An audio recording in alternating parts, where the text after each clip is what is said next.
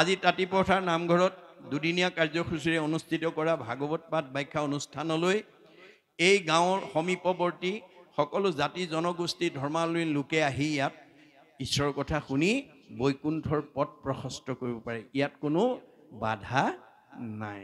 আৰু সেইকাৰণে তেওঁ আমি যে সকলো ঈশ্বৰৰ অমৃতৰ সন্তান এই কথাটো বুজাই দিবৰ কাৰণে তেওঁ সকলো জাতি জনগোষ্ঠীৰ পৰা ভকতসকলক সংস্কাৰ কৰি লৈ আহিলে। কেনেকৈ সংস্কাৰ কৰি আনিলে? ভগৱন্তৰ হাজাৰটা নামৰ পৰা এটা এটা নাম দি আমাৰ ভকতসকলক সংস্কাৰ কৰি আনি চিনাকি কৰি দিলে। কি বুলি? হেৰা জীৱশ্ৰেষ্ঠ মানুহ, এয়া মই তোমালোকৰ মাজলৈ নগাৰ ভকত আনিছোঁ দেই। তোমালোকে এওঁক আজিৰ পৰা নগা বুলি ঘৃণা নকৰিবা। এওঁ ঈশ্বৰৰ অমৃতৰ সন্তান। এওঁক আজিৰ পৰা তোমালোকে সকলোৱে নৰোত্তম আতৈ বুলিবা। এয়া মই গাৰুৰ ভকত আনিছোঁ। এওঁক আজিৰ পৰা তোমালোকে গোবিন্দ আতৈ বুলিবা। এয়া মই যৱনৰ ভকত আনিছোঁ। এওঁক আজিৰ পৰা তোমালোকে জয় হৰি আতৈ বুলিবা। এয়া মই কাৰ্বিৰ ভকত আনিছোঁ। এওঁক আজিৰ পৰা তোমালোকে ভোলাই আতৈ বুলিবা। এয়া মই জয়ন্তীয়াৰ ভকত আনিছোঁ। এওঁক আজিৰ পৰা তোমালোকে মাধৱ আতৈ বুলিবা। এয়া মই হীৰাৰ ভকত আনিছোঁ। এওঁক আজিৰ পৰা তোমালোকে মথুৰা দাস আতৈ বুলিবা। এয়া মই আহোমৰ ভকত আনিছোঁ। এওঁক আজিৰ পৰা তোমালোকে নৰহৰি আতৈ বুলিবা। এয়া মই কছাৰীৰ ভকত আনিছোঁ। এওঁক আজিৰ পৰা তোমালোকে বলাই ৰমাই বুলিবা। এয়া মই মিচিঙৰ ভকত আনিছোঁ। এওঁক আজিৰ পৰা তোমালোকে পৰমানন্দ আতৈ বুলিবা। এয়া মই দেউৰীৰ ভকত আনিছোঁ। এওঁক আজিৰ পৰা তোমালোকে বৈকুণ্ঠ আতৈ বুলিবা। এয়া মই কৈৱৰ্তৰ ভকত আনিছোঁ। এওঁক আজিৰ পৰা তোমালোকে পূৰ্ণানন্দ আতৈ বুলিবা। এয়া মই বনিয়াৰ ভকত আনিছোঁ। এওঁক আজিৰ পৰা তোমালোকে হৰিদাস আতৈ বুলিবা। এয়া মই কোচৰ ভকত আনিছোঁ। এওঁক আজিৰ পৰা তোমালোকে মুৰাৰী আতৈ বুলিবা। এয়া মই কলিতাৰ ভকত আনিছোঁ। এওঁক আজিৰ পৰা তোমালোকে গোপাল আতৈ বুলিবা। এয়া মই ভুটিয়াৰ ভকত আনিছোঁ। এওঁক আজিৰ পৰা তোমালোকে দামোদৰ আতৈ বুলিবা। এয়া মই নাপিতৰ ভকত আনিছোঁ। এওঁক আজিৰ পৰা তোমালোকে নাৰায়ণ ঠাকুৰ আতা বুলিবা। এয়া মই তিৱাৰ ভকত আনিছোঁ। এওঁক আজিৰ পৰা তোমালোকে সুদাম আতৈ বুলিবা। এয়া মই কায়স্থৰ ভকত আনিছোঁ। এওঁক আজিৰ পৰা তোমালোকে সতাই আতৈ বুলিবা। এয়া মই মুছলমানৰ ভকত আনিছোঁ। এওঁক আজিৰ পৰা তোমালোকে শ্যাম কাই আতৈ বুলিবা। তাৰ পৰা অপ্ৰভংশ হৈ চান্দখাই হৈছে। এয়া মই ব্ৰাহ্মণৰ ভকত আনিছোঁ। এওঁক আজিৰ পৰা অনন্ত কণ্ডলী সাৰ্বভৌম ভট্টাচাৰ্য বুলিবা। এই ধৰণে সকলো জাতি জনগোষ্ঠীৰ পৰা ভকতসকলক সংস্কাৰ কৰি আনি বৰ্ণ বৈষম্য এখন সমাজ প্ৰতিষ্ঠা কৰি ঘোষণা দি গৈছিল। কি বুলি?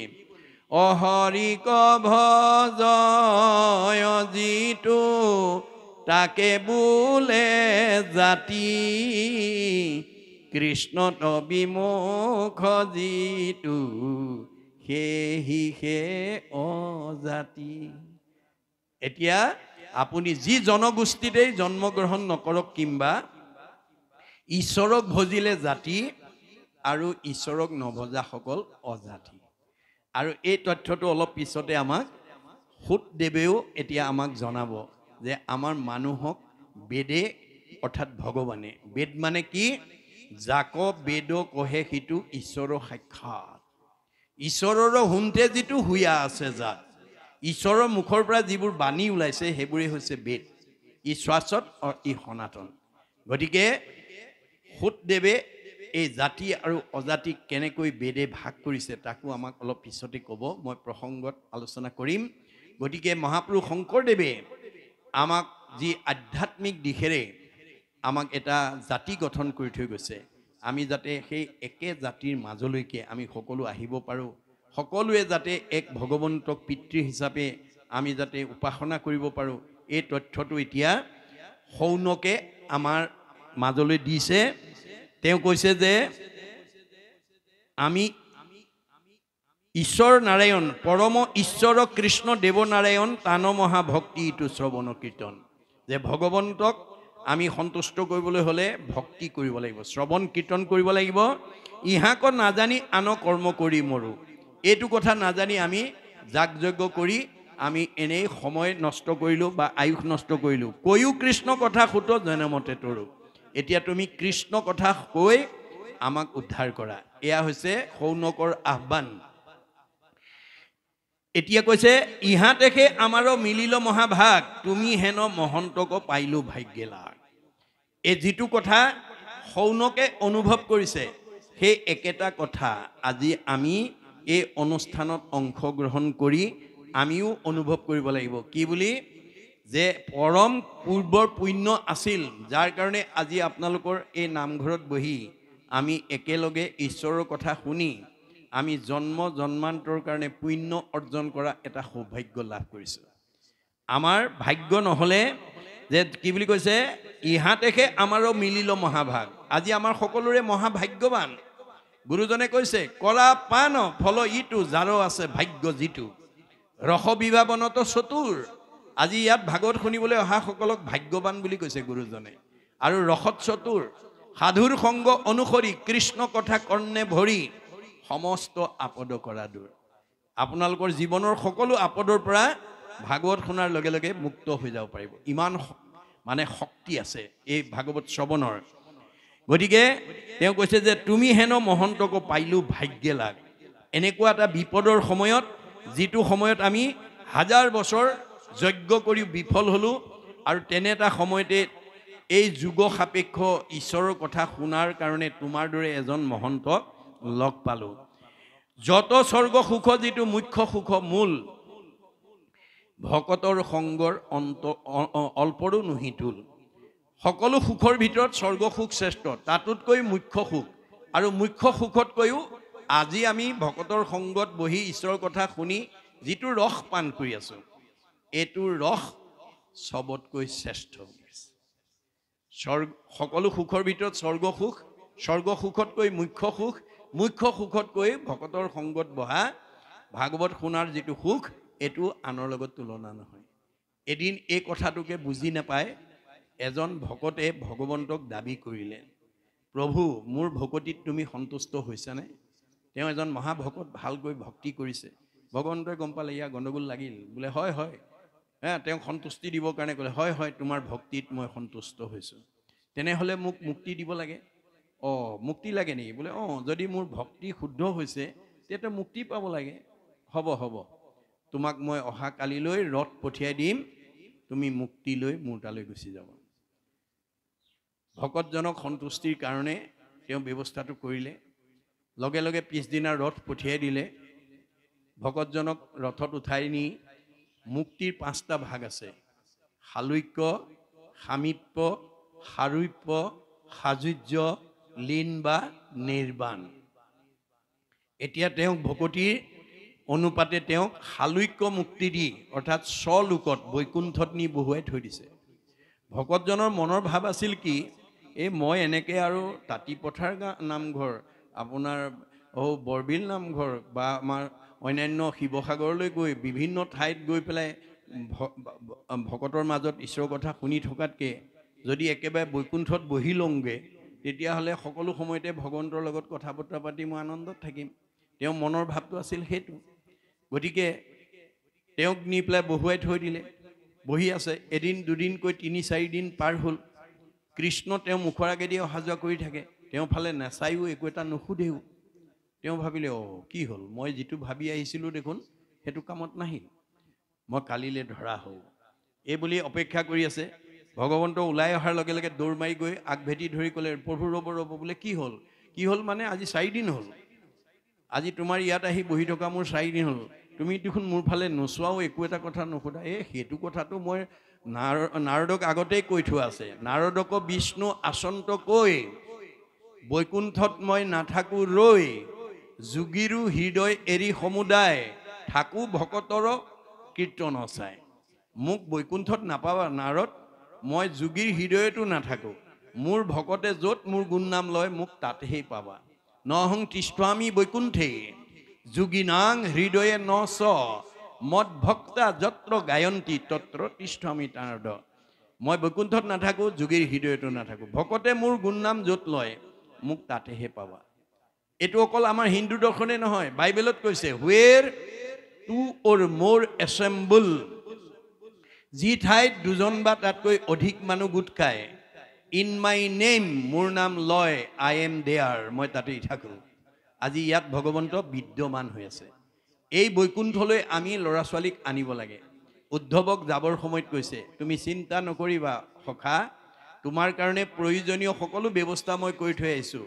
পুণ্যভূমি প্ৰতিষ্ঠা কৰি থৈ আহিছোঁ, তীৰ্থস্থান প্ৰতিষ্ঠা কৰি থৈ আহিছোঁ, সত্ৰ প্ৰতিষ্ঠা কৰি থৈ আহিছোঁ, বৈকুণ্ঠ প্ৰতিষ্ঠা কৰি থৈ আহিছোঁ, আৰু প্ৰয়াণৰ মাজত মই প্ৰয়াণৰ পিছতো তোমাৰ মাজতে থাকিম।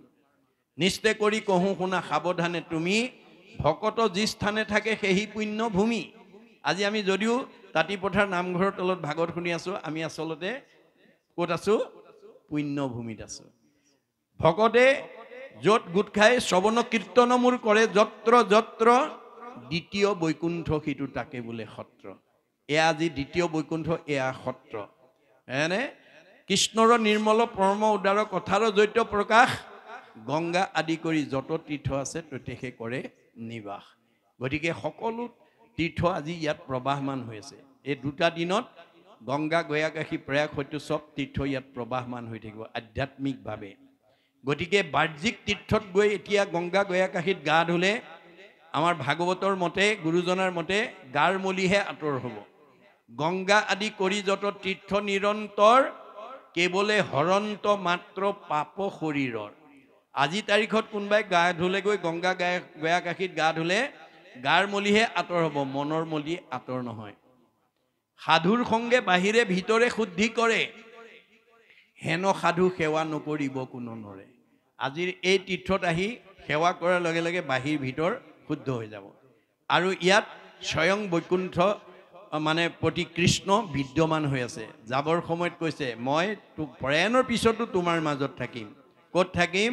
তিৰুদ্ধায় প্ৰবিষ্টু অয়ম শ্ৰীমদ ভাগৱত নৰ্বম তে নয় বাংময় মূৰ্তি প্ৰত্যক্ষ বৰ্ততে হৰৈ শ্ৰৱণাত সেৱনাত দৰ্শনাত পাঠাত পাপনাশিনী। মই প্ৰয়াণৰ পিছত শব্দ ব্ৰহ্ম, ৱৰ্ড ইজ গড, অবিনাশী শব্দ ব্ৰহ্ম, বাক্য ব্ৰহ্মৰূপে মই ভাগৱতত অন্তৰ্নিহিত হৈ থাকিম। সেই ভাগৱত যদি জীৱনত তুমি দৰ্শন কৰিব পাৰা, সেৱা কৰিব পাৰা, পাঠ কৰিব পাৰা, শ্ৰৱণ কৰিব পাৰা, তোমাৰ সকলো পাপ মই বিনাশ কৰি দিম। পাপ কি বস্তু? পাপ আমি দেখুৱাই দিয়া বস্তু নহয়। দাৰ্শনিক পণ্ডিতৰ অভিমত আমাৰ মনৰ কিছুমান বেয়া গুণৰ সমষ্টি। কুবুদ্ধি, অসৎ চিন্তা, অসৎ ভাৱনা, অসৎ পৰিকল্পনা, কুসংস্কাৰ, অন্ধবিশ্বাস, মনৰ সংকীৰ্ণতা, কুপৰম্পৰা, এই ভাৱবোৰ যাৰ মনত থাকিব সি পাপগ্ৰস্ত হৈ থাকিব। সি ভাল চিন্তা ভাল কৰ্ম কৰিব নোৱাৰে। আজি আমাৰ সমাজত কুপৰম্পৰা আচৰণ কৰি থকা মানুহৰ সংখ্যা বেছি। আমাৰ ভাগৱতে কি কৈছে? কতো মন্দ মতি শাস্ত্ৰ নকৰে বিচাৰ, কৰৈ কৰ্ম ধৰ্ম পূৰ্বপুৰুষ আচাৰ। আমাৰ বহুত মানুহৰ শাস্ত্ৰ জ্ঞান নাই। মই শাস্ত্ৰত কি কৰিব লাগে কি কৰিব নালাগে মই সকলো লিখি থৈ আহিছোঁ, কিন্তু শাস্ত্ৰ জ্ঞান নকৰি কি কৰে, আমি আৰু পূৰ্ব পৰম্পৰা পূৰ্বপুৰুষৰ পৰা আমি এনেকৈ চলি আহিছোঁ, এতিয়া আৰু আমি বেলেগ কৰিব নোৱাৰোঁ। এই বুলি পূৰ্ব পৰম্পৰাকে ধৰ্ম বুলি আচৰণ কৰি থকা মানুহৰ সংখ্যা বেছি। কিন্তু শংকৰদেৱে কৈছে পৰম্পৰা ধৰ্ম নহয়। পৰম্পৰা হৈছে এটা এটা সময়ত মানি চলা নিয়ম, ই গতিশীল।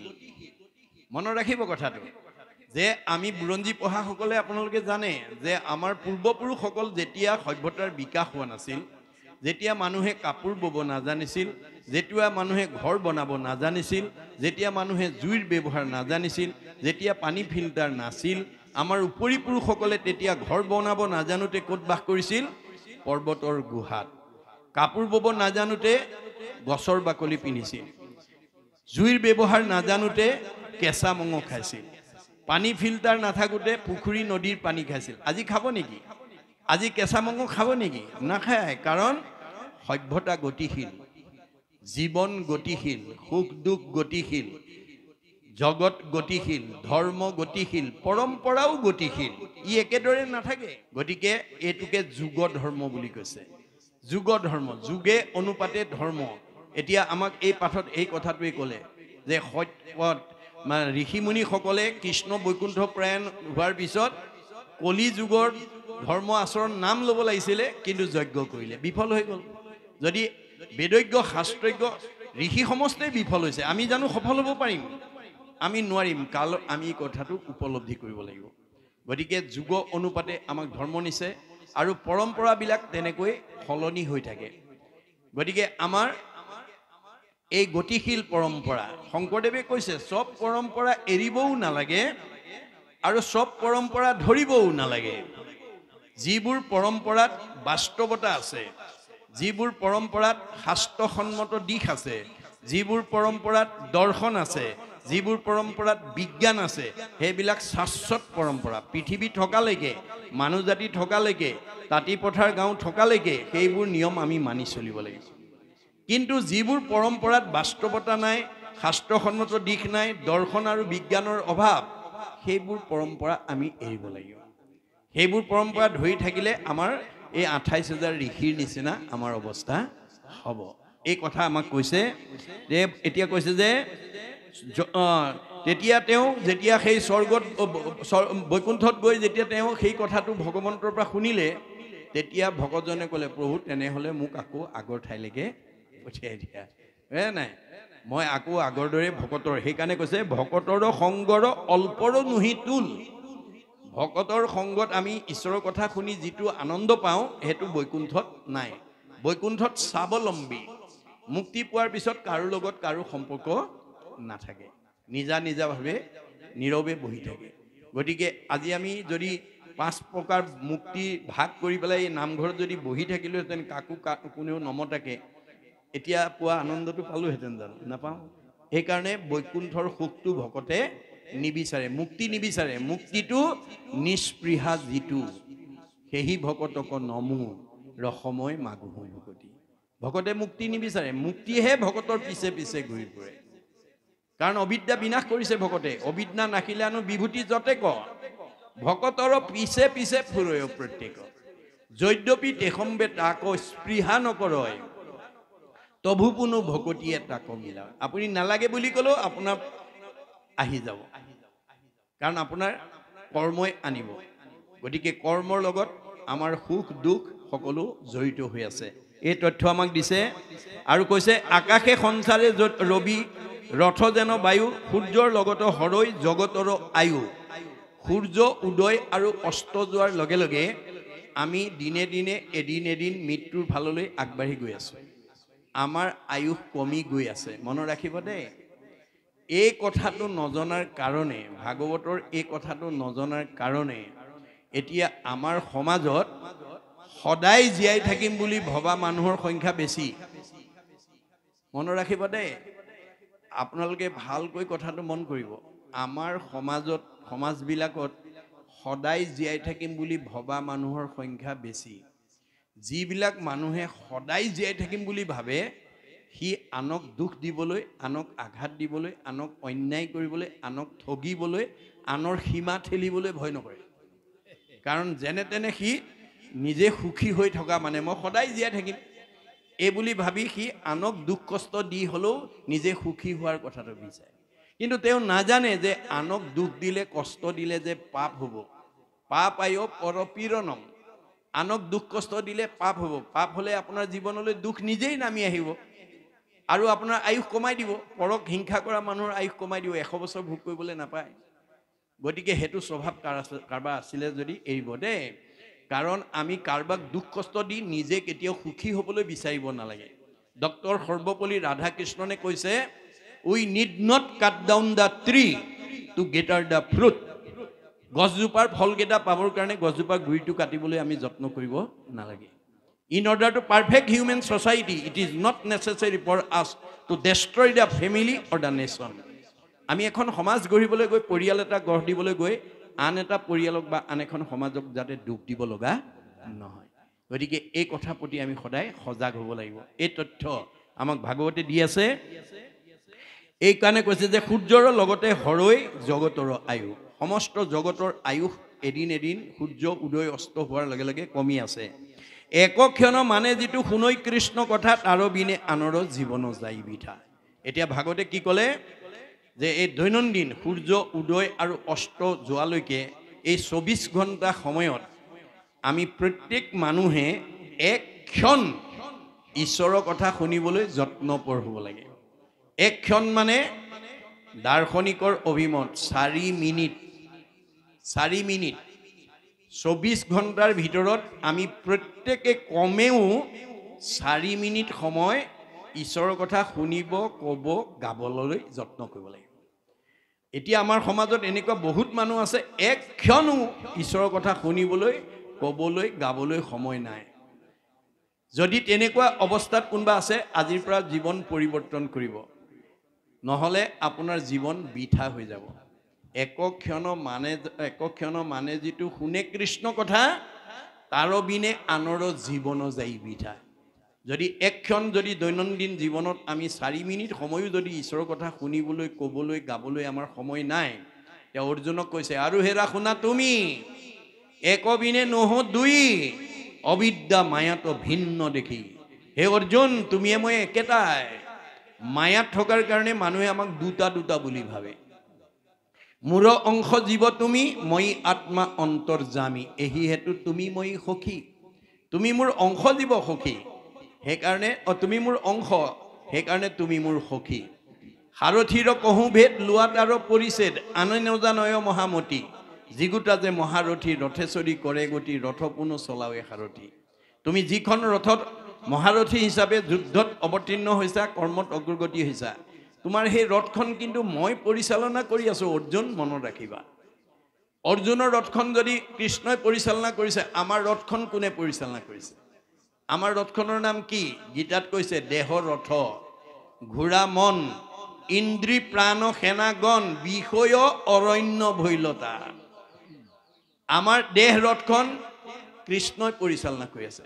তেওঁ চৈতন্য হৈ থকাৰ কাৰণে, তেওঁ আমাৰ দেহত চৈতন্য ৰূপে থকাৰ কাৰণে আমি চকুৰে দেখিছোঁ, কাণেৰে শুনিছোঁ, মুখেৰে খাইছোঁ, হাতেৰে কৰিছোঁ, ভৰিৰে গৈছোঁ।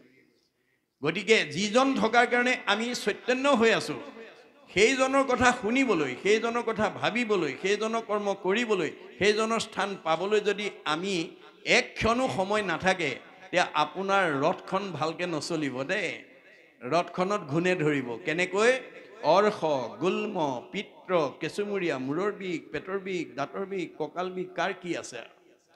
আপোনাৰ শৰীৰত যদি কিবা ৰোগে অৱস্থান কৰিছে, তাৰ কাৰণে মনক দায়ী কৰি থৈছে। মনে পাপ কৰে যায় লাগয় জীৱত, সিকাৰণে জীৱে দুখ ভুঞ্জে সংসাৰত।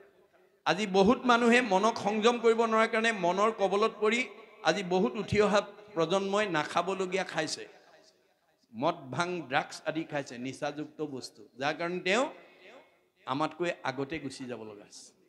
আয়ুস কমি গৈছে, শৰীৰত ৰোগ ব্যাধিয়ে ধৰিছে। গতিকে মনে পাপ কৰে যায় লাগয় জীৱত, সিকাৰণে জীৱে দুখ ভুঞ্জে সংসাৰত। আমি মনক সংযম কৰিব নোৱাৰাৰ কাৰণে আমি জীৱনত দুখ কষ্ট ভুগিবলগীয়া হৈছে। সেইকাৰণে অৰ্জুনক কৈছে, অৰ্জুন তুমি জীৱশ্ৰেষ্ঠ মানুহ, মই তোমাক 4 মুঠি জীৱৰ ভিতৰত সৰ্বশ্ৰেষ্ঠ কৰি জন্ম দিছোঁ।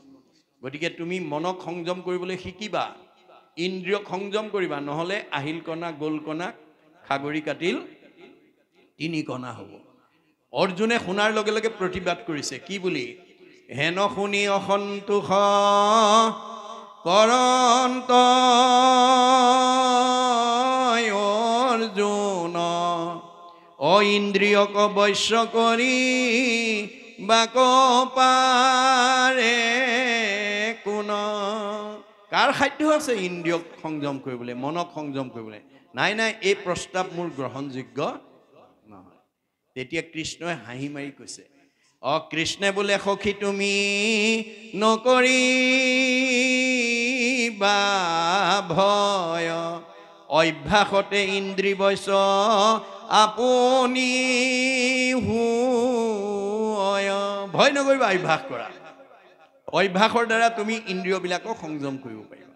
আজি আপোনালোকে নিজকে সোধকচোন বাৰু, অহাৰ পৰা ইমান সময় কটখনত বহি আছে, ঘৰত বাৰু ইমান সময় অকলে বহি থাকিব পাৰিলেহেঁতেন, ইমান সময় নোৱাৰে। আজি কোনে বহুৱাইছে? কিয় বহিছে? আমাৰ বেদত কৈছে স্ব পৰম অনুৰক্তি, ঈশ্বৰেই ভক্তি। আজি আপোনালোকে ঈশ্বৰৰ কথা শুনিবৰ কাৰণে, জানিবৰ কাৰণে, বুজিবৰ কাৰণে এটা অনুৰাগ লৈ বহি আছে। অনুৰাগ মানে আগ্ৰহেই হৈছে ভকতিৰ প্ৰতীক। আগ্ৰহে আমাক 6টা প্ৰমোচন দিব: শ্ৰদ্ধা, ৰতি, প্ৰীতি, ভক্তি, শান্তি, মুক্তি। 6 নম্বৰত মুক্তি পাব। এই অভ্যাস কিন্তু কৰিব লাগিব। দৈনন্দিন ঈশ্বৰৰ কথা কোৱা, শুনা, গোৱা। ভগৱানৰ কথা গাবলৈ কোনো নিয়ম বন্ধা নাই দেই। ডেকা ল'ৰাই নোৱাৰে ভাগৱত পঢ়িব, গাভৰু ছোৱালীয়ে নোৱাৰে, মাইকী মানুহে নোৱাৰে, অসৰণীয়াই নোৱাৰে, দাড়ি থকাই নোৱাৰে, এই বুলি ক'তো বাধা দিয়া নাই। কিন্তু মনত ৰাখিব, কিন্তু আমাৰ কিছুমান সংৰক্ষণ সমাজে ডেকা ল'ৰাক পঢ়িবলৈ নিদিয়ে, গাভৰু ছোৱালীক পঢ়িবলৈ নিদিয়ে, মাইকী মানুহক পঢ়িবলৈ নিদিয়ে, দাড়ি থকা মানুহক পঢ়িবলৈ নিদিয়ে, অসৰণীয়াক পঢ়িবলৈ নিদিয়ে। এইটো যদি কাৰোবাৰ সমাজত সংৰক্ষণ আছে, এৰিব কিন্তু, নহ'লে গুৰুদ্ৰোহত পৰি যাব। গুৰুজনাই কি বুলি কৈছে? হৰি নাম কীৰ্তনত নাহিকে নিয়ম একো, এতেকেহে ধৰ্ম মাজে সাৰ। সকলো ধৰ্মতকৈ সাৰ ধৰ্ম হৈছে নাম ধৰ্ম। ইয়াত ভগৱন্তৰ নাম ল'বলৈ ডেকা ল'ৰাই নোৱাৰে, গাভৰু ছোৱালীয়ে নোৱাৰে, মাইকী মানুহে নোৱাৰে, অসৰণীয়াই নোৱাৰে, দাড়ি থকাই নোৱাৰে বুলি কোৱা নাই। গতিকে হৰি নাম কীৰ্তনত নাহিকে নিয়ম একো, এতেকেহে ধৰ্ম মাজে কা। পঢ়িবলৈ দিয়ক আপোনালোকে। নিয়মটো কেৱল আনুষ্ঠানিকতাত প্ৰয়োগ কৰিব। নিয়মটো আনুষ্ঠানিকতাত প্ৰয়োগ কৰিব, অধ্যয়নৰ ক্ষেত্ৰত নহয়। আজি অসমীয়াত MA পাছ কৰা ছাত্ৰ ছাত্ৰীয়ে টেবুলত ভাগৱত থৈ, দশম কীৰ্তন, ঘোষা ৰত্নাৱলী থৈ অধ্যয়ন কৰি পেলাই মাষ্টাৰ ডিগ্ৰী লৈ আছে। গতিকে অধ্যয়নত বাধা নাই, কিন্তু নিয়মখিনি কেৱল আনুষ্ঠানিকতাত প্ৰয়োগ কৰিব। আপোনালোকে গাঁওখনত থকা ডেকা গাভৰুবিলাকক বন্ধ দিনত, সপ্তাহত, পষেকত মাতি আনি নামঘৰলৈ গুৰুজনাৰ অৱদান নামঘৰত আনি ভাগৱত চৰ্চা কৰিবলৈ আপোনালোকৰ গাঁও পৰিচালনা সমিতি সভাপতি সম্পাদক বা নামঘৰ পৰিচালনা সভাপতি সম্পাদকে, গাঁও উন্নয়ন সমিতিৰ সভাপতি সম্পাদকে কৰ্ম আঁচনি ল'ব লাগিব যে আমি গাঁওখনত থকা ডক্টৰেট ডিগ্ৰী লোৱা, মাষ্টাৰ ডিগ্ৰী লোৱা, BA ডিগ্ৰী লোৱা শিক্ষিত ল'ৰা ছোৱালীবিলাকক আমি ভাগৱত পঢ়িবলৈ আৰু ব্যাখ্যা কৰিবলৈ সুবিধা দিব লাগিব।